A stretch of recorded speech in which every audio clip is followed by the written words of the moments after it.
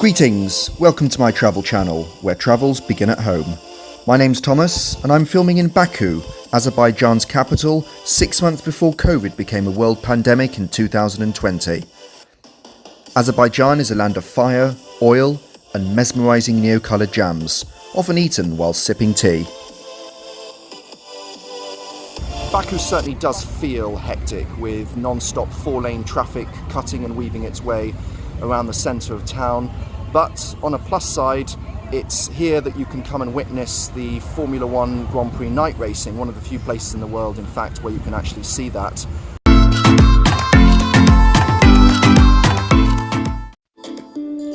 Azerbaijan straddles Western Asia and Eastern Europe.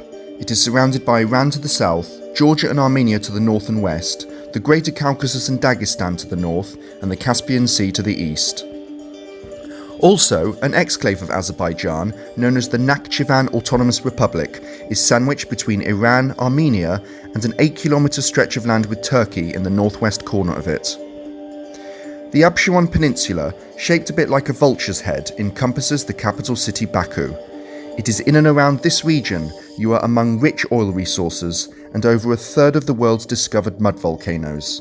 There are more here than in any other country.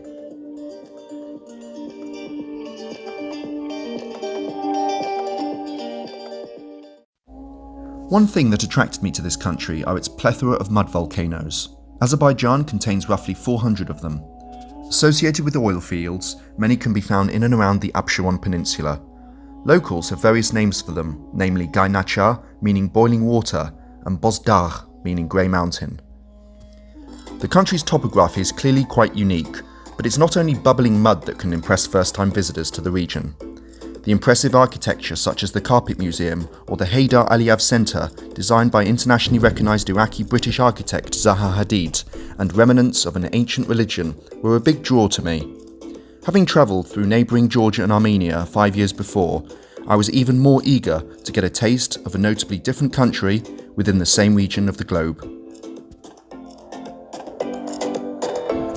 I'm in the core of the capital city of Azerbaijan, and I'm mainly here today to sample a lot of the national cuisine, which of course is lamb, absolutely fantastic, and of course the different style architecture which goes back to the 18th and 19th century. It rubs shoulders with a lot of the skyscrapers here, all lit up in neon.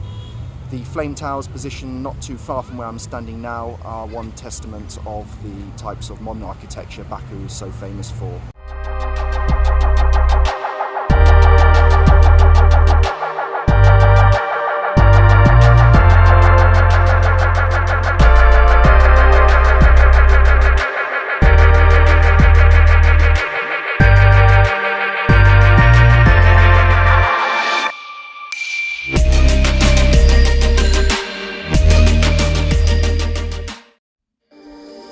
Placed on the 28th of May Square at the intersection of Kutay Avenue and Azadlik Avenue is a building which once housed the largest KFC in the world.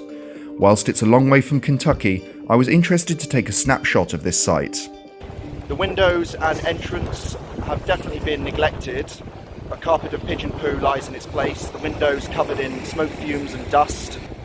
The building itself was a former train station dating back to 1929. You can see the facade decked out in wonderful Islamic style architecture, and profoundly so a couple of gargoyles on the top of what looks like a minaret just over to my right here. Over to my left you can see the shopping centre where KFC now is positioned, and within it is the main train station of Baku, which will take you to various cities in and around Azerbaijan.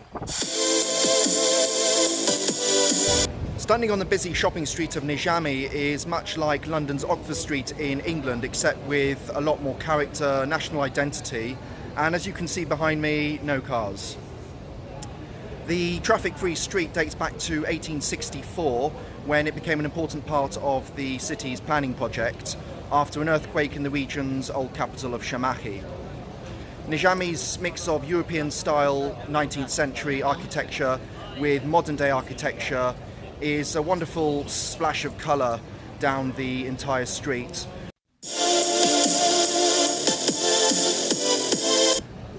Like with Oxford Street, there is a mix of chain stores which many would recognise, and of course chains belonging to Azerbaijan itself.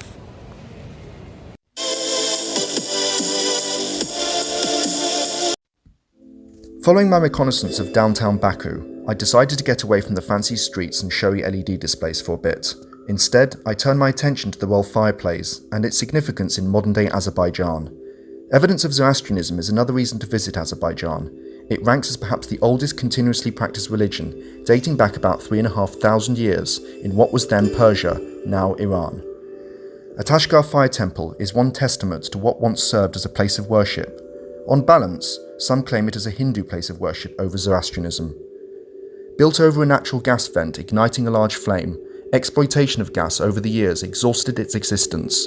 The existing flame there is now fed by Baku's main gas supply for tourist effect. Here at Yana Dag gave me a different perspective of fire in the territory, however.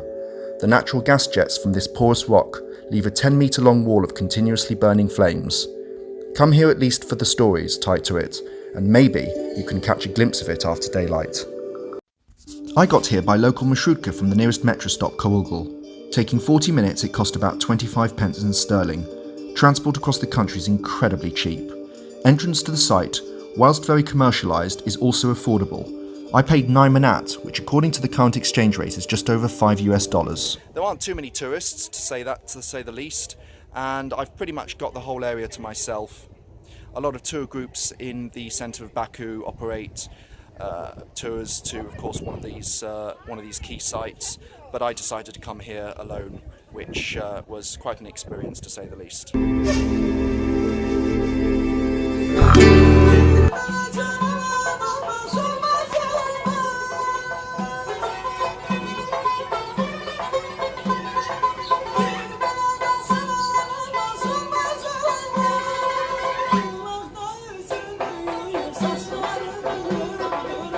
Food was also a big plus for me in this country, and I'm going to take you now to one of my most memorable culinary experiences in Baku.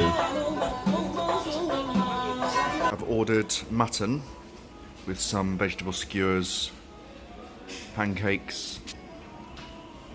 You can see here peppers, eggplants, and seemingly the traditional Azerbaijani way is to keep the food hot.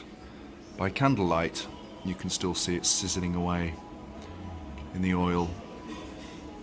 It all is accompanied with all sorted breads, black breads, some sesame seeds. It's absolutely delicious. Baku Heydar Aliyev International Airport is quite something, from slick and slender sleeping capsules to cocoon-shaped cafes and work areas. The design was very carefully thought out, depicting traditional Azerbaijani culture and heritage. The cleanliness, facilities, and staff service definitely give this airport the international 5-star airport rating it deserves. That's all for my travels for now. Please keep your eyes peeled for more videos, and don't forget to share with those who are interested in following my sojourns. Thanks for watching.